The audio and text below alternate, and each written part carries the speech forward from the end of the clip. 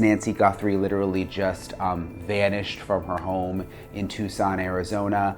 So many of you have asked me more about the DNA, what could be happening behind the scenes with the DNA testing. Remember, there was DNA found inside Nancy's home that investigators said did not belong to Nancy or anyone in her family or her inner circle, which was a good thing. I mean, it could belong to the suspect. The problem is, as you know, if you've been following the case, the DNA is mixed, and it seems they're having problems sorting that out behind the scenes. For 70 days, the answer was right in front of them, inside a sealed evidence bag. The police had seen it, touched it, and even tested it, but they could not read it. Not because there was no evidence, but because they did not yet have the ability to understand it. And then, at a certain point, that bag began to speak. Not with a confession, not with a clear detail suddenly revealed, but with a signal cold, precise, and impossible to deny.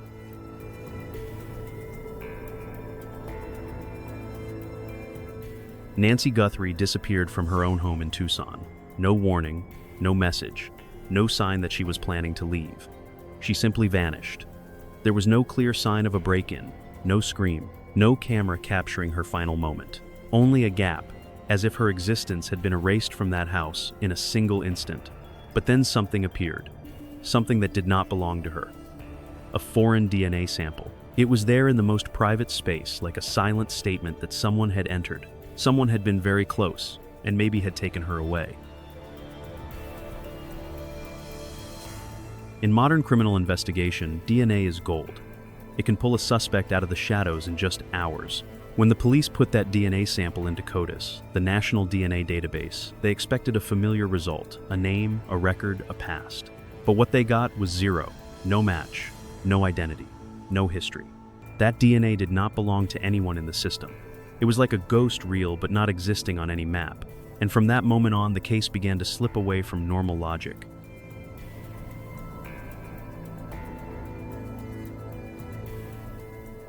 The content in this video is for informational and reference purposes only. Although it has been cross-referenced with reputable sources, some details may have changed or may not be entirely accurate.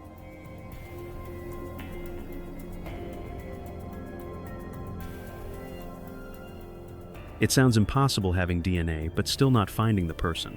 But the problem was not a lack of data. The problem was how that data existed. The DNA sample at the scene was not a clean, clear signal.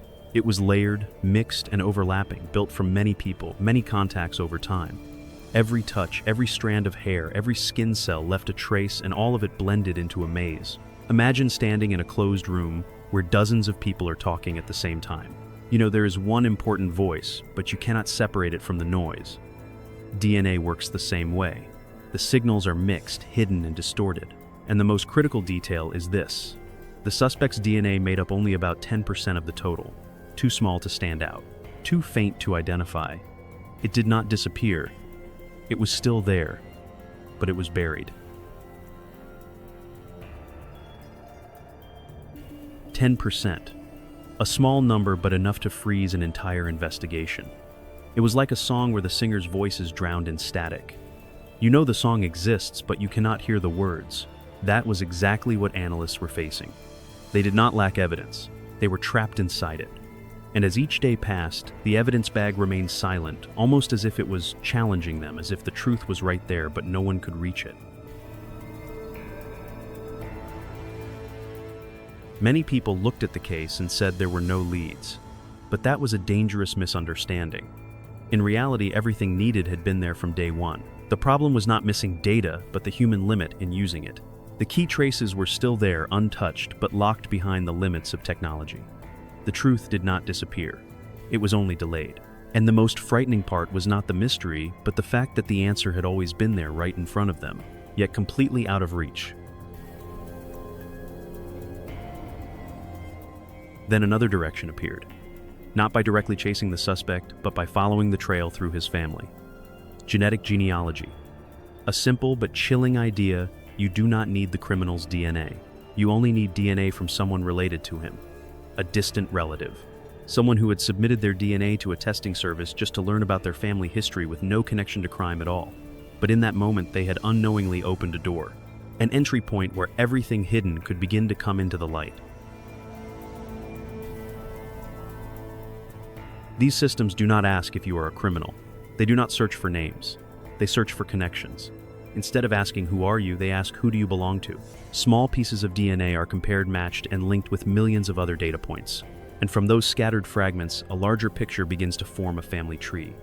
Branch by branch it grows. Line by line it becomes clear. People who have never met in real life are connected by invisible threads. No words, no memories, only data. And somewhere in that web, there is always a point where all paths meet. And at that point, the suspect begins to appear. But the old problem returned. The DNA was still a mixture. It could not be separated. Without separation, there could be no profile. Without a profile, it could not be used in genealogy systems. The door that had just opened slammed shut again. The investigation fell back into a dead end. Once again, not because of missing clues, but because they could not read them.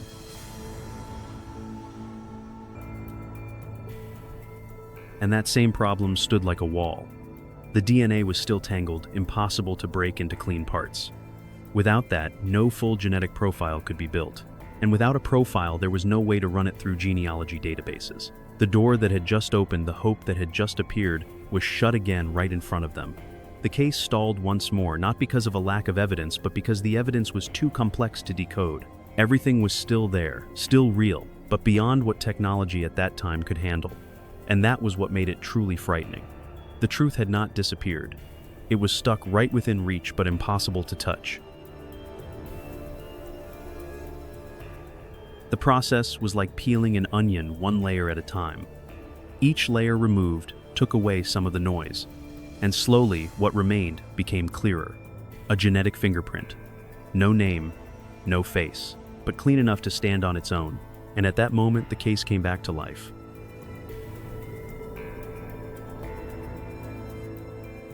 Layer by layer, the noise was stripped away, revealing the real structure inside. At first it was chaos, but with each step the true signal emerged. What remained was no longer a mess, but a distinct genetic signature. No name, no face, but clear enough to identify. And in that moment, the case that seemed dead began to breathe again. Finally, they built a genetic profile clear enough to use. Not perfect, but clean enough to upload into genealogy systems. And once the data was in, everything began to change. The system did not return a single identity. There was no name, no face. Instead, it returned connections, people who shared parts of the same DNA, distant relatives who had never met. To outsiders, it looked meaningless. But to investigators, it was a map leading straight to the suspect.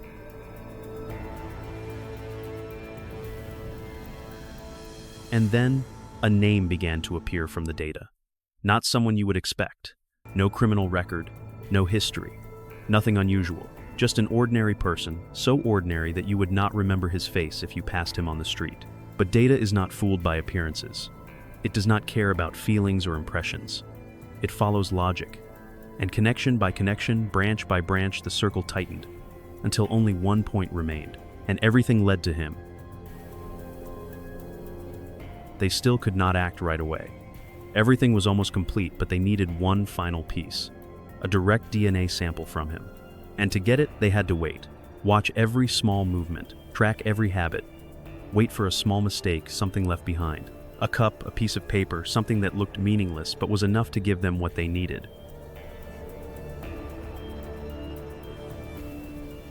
And then, that moment came. The DNA sample was collected. No noise, no confrontation, no warning. Just data, silent but exact. When the two samples were placed side by side, everything became clear. No more theories, no more guesses, no more maybe. Only one conclusion remained. And if the two sequences matched, then 70 days of silence would collapse in a single moment. This case proves one simple but chilling truth. The truth does not disappear. It is not erased. It is not destroyed. It waits. It waits for technology to become strong enough. It waits for people to be patient enough. And when that moment comes, there is nowhere left to hide. The evidence bag is still there, just like on the first day. But now it is no longer silent. It is spoken not with words, but with logic, with data, with something that cannot be denied. And the only question left is this: that man, Did he realize that everything was already over? Or is he still living as if he has never been seen while the circle around him has already closed?